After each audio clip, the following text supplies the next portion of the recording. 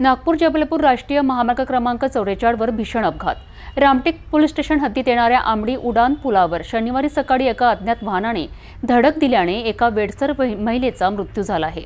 Toll प्लाझाच्या कर्मचाऱ्यांना हा मृतदेह सकाळी 8च्या सुमारास आढळलाय। या घटनेची माहिती मिळाल्यानंतरही रामटेक पोलिसांच्या उशिराने पोहोचण्यावर नागरिकांनी नाराजी व्यक्त केली आहे। 15 नोव्हेंबर रोजी सकाळी अंदाजे 8 वाजता नागपूर जबलपूर राष्ट्रीय महामार्ग क्रमांक 44 वरील आंबडी उडान पुलावर अंदाजे 50 ते 55 वर्षीय वयाच्या वेडसर महिलेचा मृतदेह आढळून आला आहे। ओरिएंटल टोल प्लाझाचे कर्मचारी नियमित पेट्रोलिंग करीत असताना त्यांनी हा मृतदेह रस्त्याच्या कडेला पाहिला।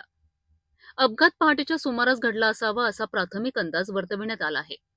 स्थानिक नागरिकांच्या मते कोणत्या तरी अज्ञात वाहनाने जोरदार धडक दिल्यामुळे या महिलेचा घटनास्थळीच मृत्यू झाला असावा। या घटनेची माहिती टोल कर्मचाऱ्यांनी तात्काळ रामटेक पोलिसांना दिली आहे।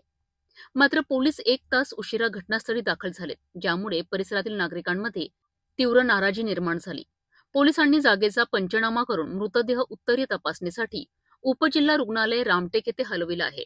अज्ञात वाहन चालकाचा शोध घेण्यासाठी रामटेक पोलीस पुढील तपास करीत आहेत।